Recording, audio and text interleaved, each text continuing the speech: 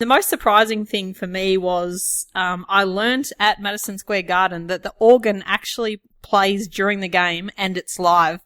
Many of you might find this quite hilarious, but I actually thought for all these years that the organ would be putting the players off their game, and I thought that they added that into the content just for TV. So that was the biggest surprise for me on the day.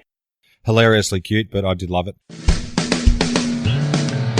And you are in Australia right now. You're talking NBA basketball. You're talking great teams. You're talking great individual players. Takes it off, and there's number 23, and of course Johnny goes nuts. We're all getting goosebumps thinking about it now. I just tried to go out there and play my game. I have no idea what you're talking about, Adam. I don't like anybody. I'm not a people person. Strand, you made the pass, yes. Christian, can you catch the ball? Yes. All the stars were aligned and all the muscles fired at the right time, and I was able to get off the ground and throw one down. I was saving that as a surprise for you. And now, introducing your host for In All Airness, Adam Ryan. Welcome to episode 80. Thanks for joining me. Today, I'm thrilled to welcome my wife, Lisa, to the show. We've just returned to Australia from a fantastic holiday in the USA. In this conversation, we briefly covered each of our stops and most of the basketball-related experiences that we enjoyed along the way. It's the first time, but hopefully not the last, that Lisa has joined me on the show. I hope you enjoy our chat. Towards the end of the episode, I'll share another great podcast review. You can add yours by visiting inallairness.com/review. Show notes for this episode, including links to numerous topics covered, are at inallairness.com/80. Now, onto the show. My guest today is my lovely wife, Lisa. Hello, Lisa. How are you today? I'm well, thanks, Ed. How are you? I'm very good, thank you. It's a thrill to get you on the podcast. It's only taken 100 plus episodes, but we got there. And today we're going to quickly reminisce on our fantastic trip to the USA, which we just arrived home from yesterday. Without any further ado, I'll just hand it over to you. Okay, so we've just come back, as Ad said, from a fantastic trip to America. This trip was based around Ad's love of the NBA and his podcast and the opportunity to meet guests over there. And I was more than happy to go over to see the sights of America at the same time. So we have had an amazing experience. And so probably first up, I just want to ask Ad, how did it feel to finally go over to America and put a face to a name with so many podcast guests and friends you formed over the years while doing your podcast? It was great. It was just fantastic to be able to meet numerous people in person and then just establish a relationship even further than just via Skype or Facebook Messenger or whatever it may have been. So there were some great experiences that we had throughout the trip, right up there with the absolute best of what we actually did whilst we were overseas. The trip really couldn't have gone any better. It exceeded our expectations on every level. Meeting up with a lot of the guests was such an enjoyable experience for me as well, particularly because it wasn't all talk just about the NBA or just about basketball. We met some fantastic people over there and enjoyed several great meals with them, which we'll talk a little bit more about later, but it was definitely a highlight of our trip to America was meeting so many people.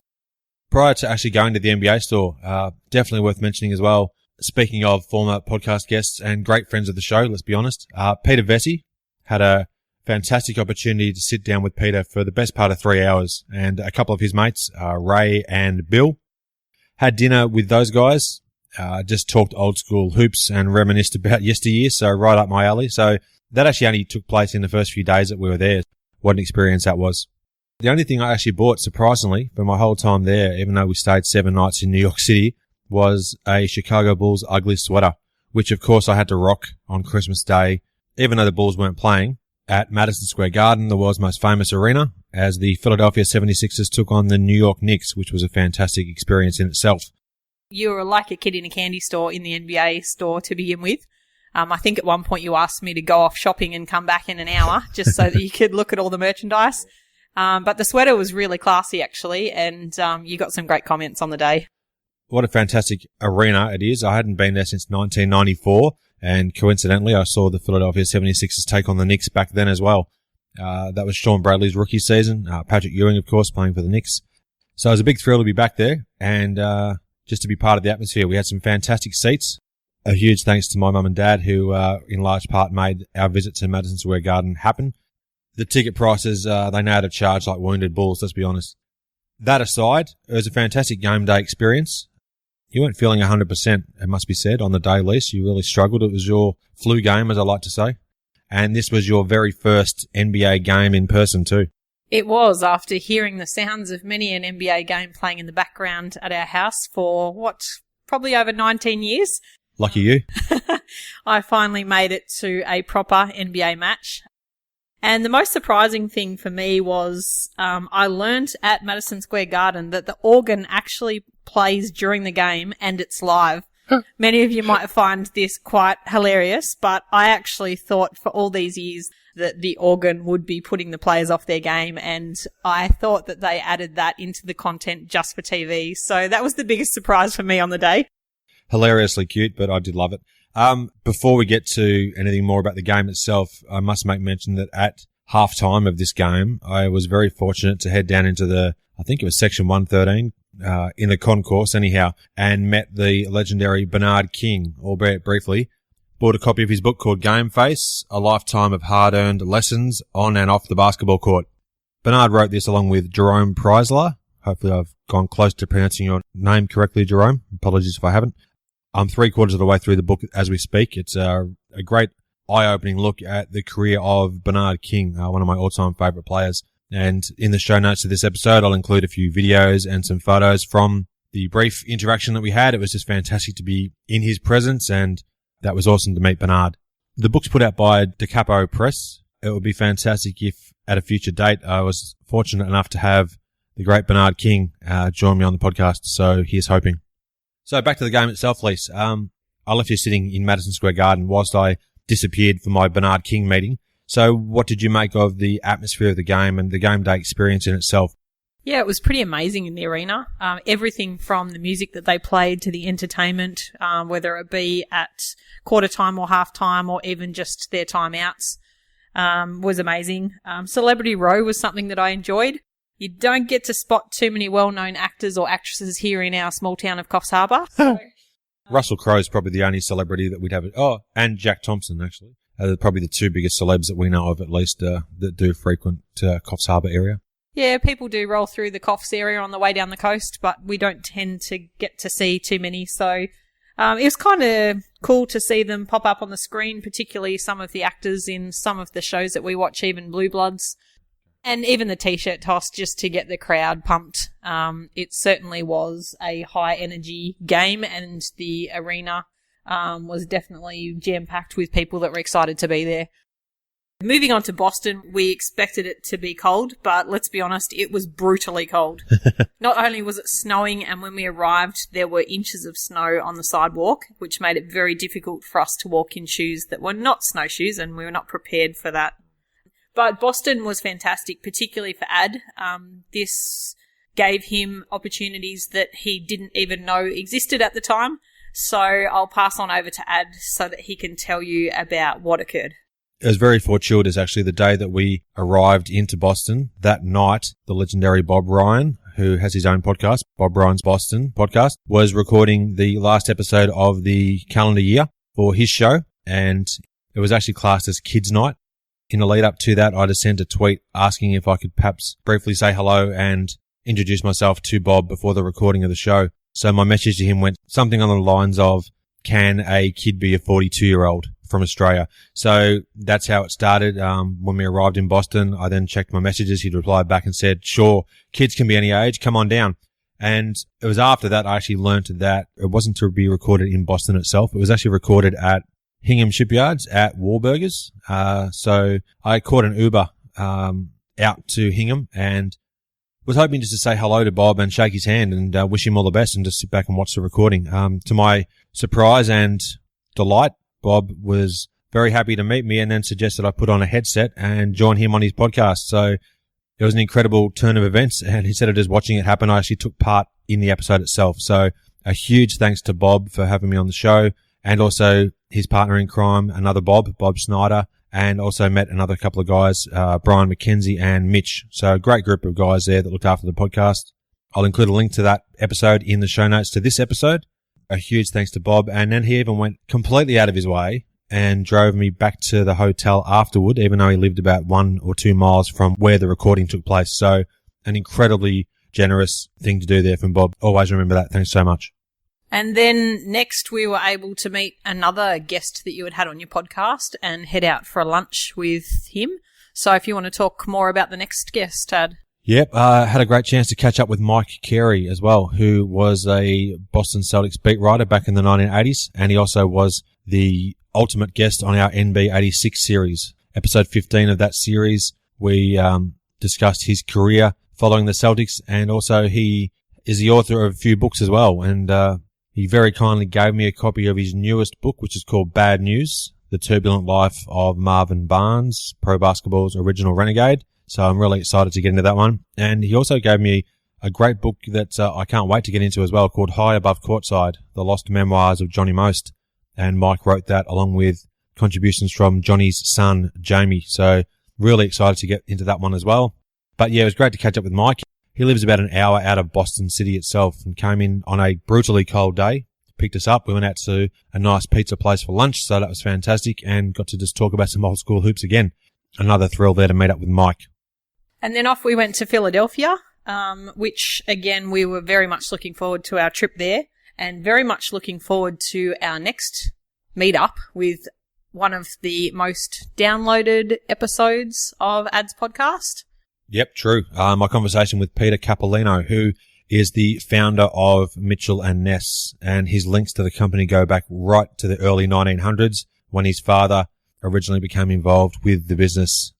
It was awesome just to catch up with Peter and his wife, Fran. We met up with them multiple times and also had lunch with Peter on one of the other days as well whilst we were in Philadelphia. So it was just a fantastic experience. Met some other great people at that said lunch, including Stephen and his wife, Laurie, his brother, Kevin, Maria, and their friend, Shari. Stephen and Laurie are from South Carolina, and Kevin, Maria, and Shari are from New Jersey, if I have my facts correct. That was topped off by heading over to Peter and Fran's house for an amazing dinner on our last night in Philadelphia. Yeah, and look, Peter, if you're listening, one of the highlights of our trip were meeting both you and Fran. We had such an incredible time spending time with you, and it was so lovely for you to welcome us into your home, and special thanks to Fran for cooking us the most amazing home-cooked meal. The conversations and the laughs that we had at your place, we will remember for years to come. It was just an incredible experience, and we thoroughly enjoyed our time with you. I even got some lovely gifts from Peter, which included some Mitchell and Ness gear. He gave me 2 hats, which are just awesome. They have the Mitchell and Ness scripting on them. One is a purple and teal hat, which are 2 of my favourite colours, and the other one is a light pink hat. And he also gave me a Mitchell and Ness t-shirt as well. So he was so thoughtful for him to think of me and to give me those, along with some amazing NBA-related merchandise and Mitchell and Ness merchandise that Adam received for him as well. Ad, do you want to make mention of some of the amazing gifts that you got from Peter? I echo exactly what Lisa said. Peter, if you are listening, thank you so much for being so accommodating and generous to Lisa and myself. Of course, that extends to Fran as well. The first night we met Peter, he actually gave me a whole bevy of great stuff. Just a couple of things I'll mention. 3 fantastic Philadelphia hats, so couldn't be in Philadelphia without actually getting some 76ers merchandise. And, of course, Mitchell and Ness flagship store is also in Philadelphia. And another highlight of the trip was actually touring the Mitchell and Ness flagship store with its founder, Peter Capolino. What a highlight that was.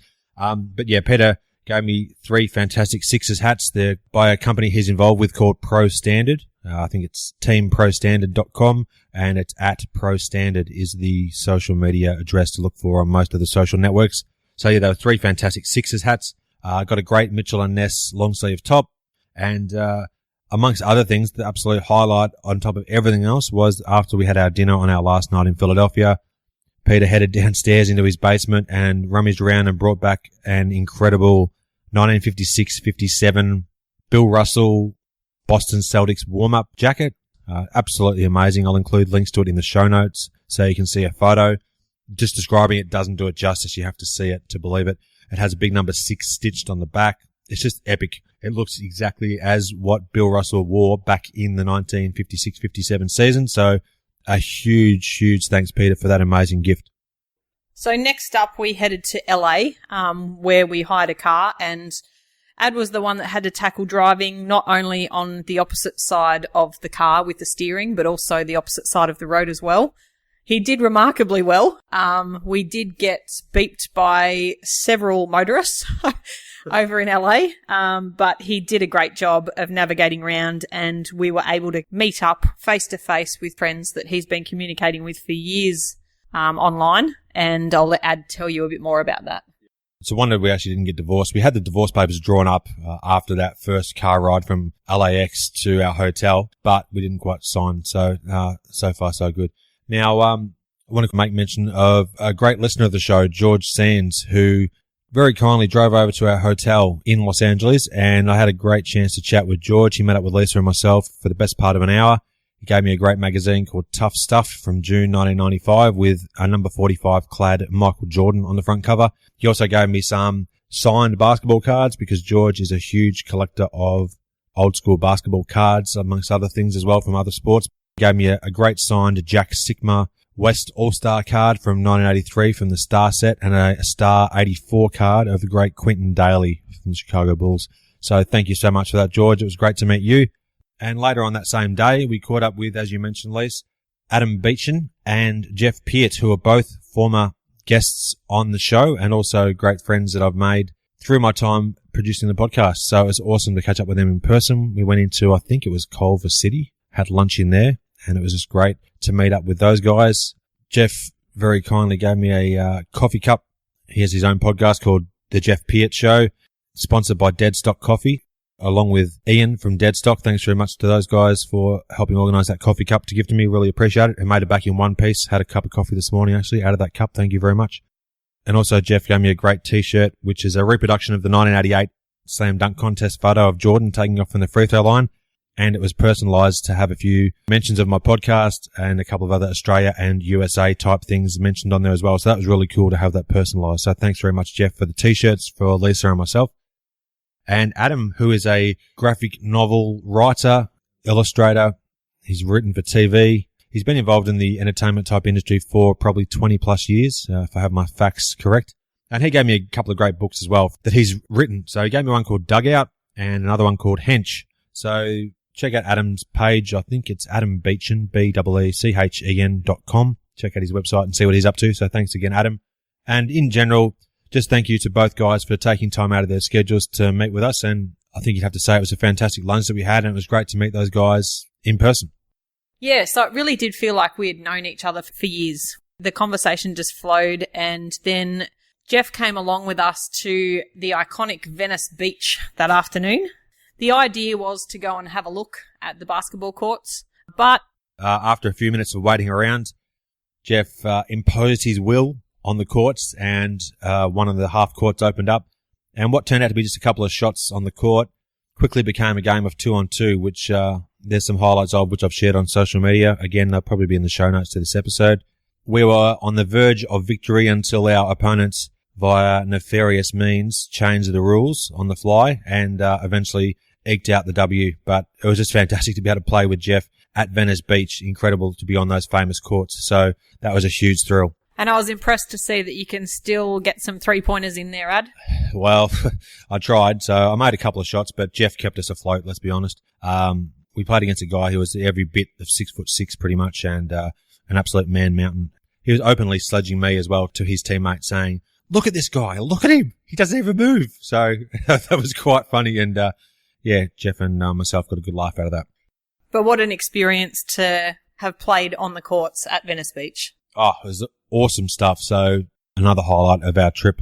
Next up, we headed to San Francisco, and although it didn't include catching up with any guests, it did include adding to his hat collection to bring back to Australia.